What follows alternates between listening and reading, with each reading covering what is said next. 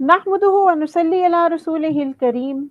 अम्मा बाद फ़ाऊज़ु बिल्लाहि मिनश शैतानिर रजीम बिस्मिल्लाहिर रहमानिर रहीम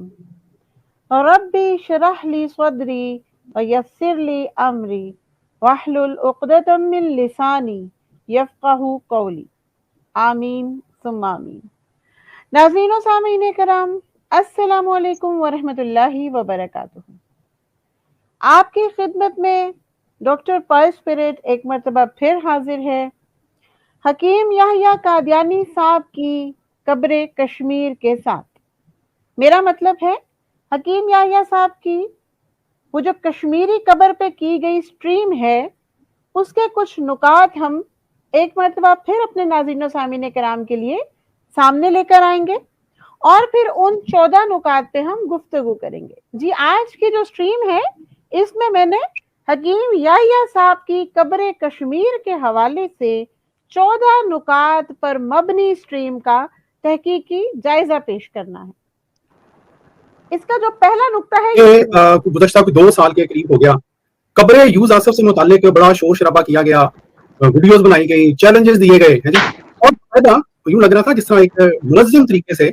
ना सिर्फ ये कि अहमदी घरानों तक जब ये लोग वहां पे गए उनको मुर्ताद करने के लिए, तो इनमें से बाज इस जो यूज़ आसिफ का किस्सा है उसको तोड़ मरोड़ कर जो है वो पेश करते रहे,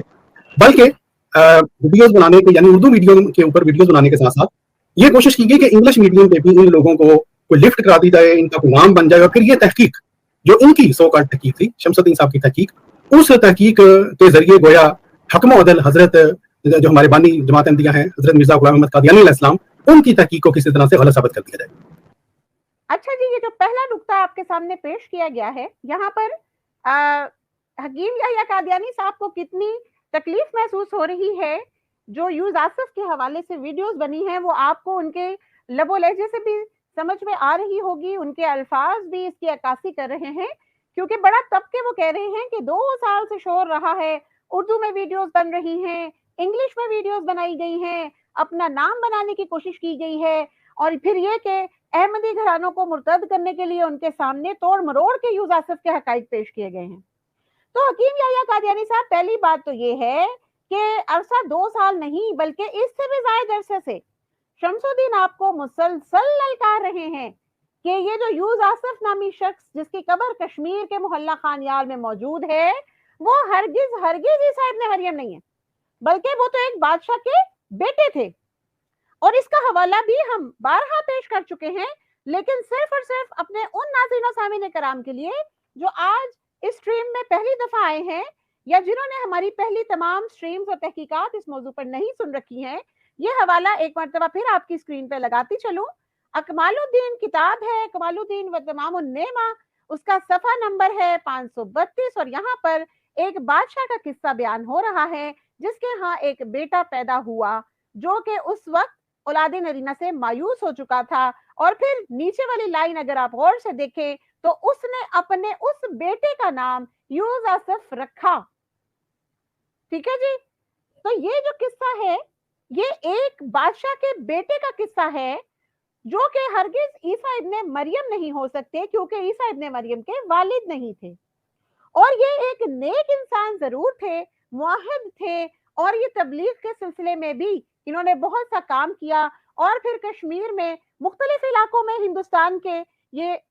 मुसलसल हिजरत करते रहे, और फिर करते कराते कश्मीर के इस इलाके में पहुंचे और उनकी फिर वफात हो गई और उनकी कब्र कश्मीर में मौजूद है। अच्छा जी, अब ये जो सारी की सारी बात है ये कोई बेबुनियाद या खुद साख्ता बात नहीं है। इस सारी बात को पेश करने के लिए भी हमें जो रेफरेंस मिला था, जो किताब शमसुद्दीन साहब ने पढ़ी थी, वो किसी और की किताब नहीं थी बल्कि मिर्जा गुलाम कादियानी हिंदुस्तानी साहब की किताब थी। किताब का नाम है रूहानी खजाइन, जिल्द नंबर 18, और उसमें अरबी रिसाला है अल हुदा व तबसरतु लिमन यरा।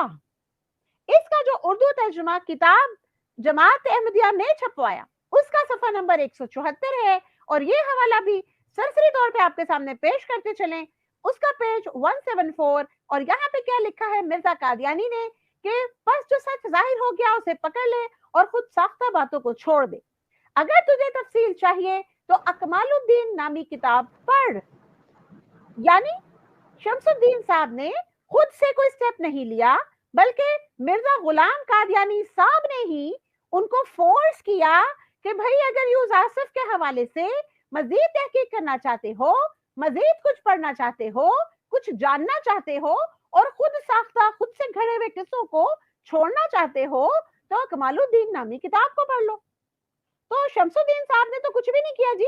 انہوں نے تو مرزا قادیانی ہندوستانی صاحب کی کتاب سے ملنے والے ریفرنس کو نہ صرف مکمل طور پہ اسٹڈی کیا بلکہ اسٹڈی کرنے کے بعد آپ کو بھی ببانگ دہل پکارا کہ آپ لوگ آئیں اپنے مرزا قادیانی ہندوستانی صاحب کی ہدایت پہ عمل کر لیں, ان کی ہی بتلائی ہوئی کتاب کو پڑھ لیں.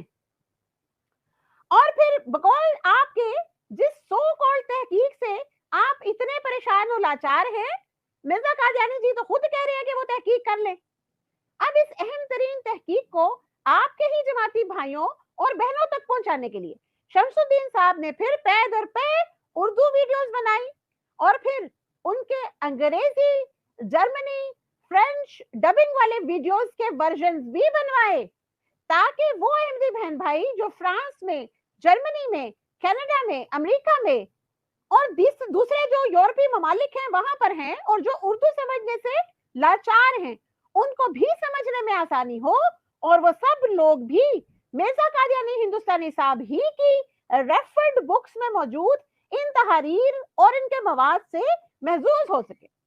اور وہ جو حقائق ہیں جن کو توڑ مروڑ کے خلاف حقیقت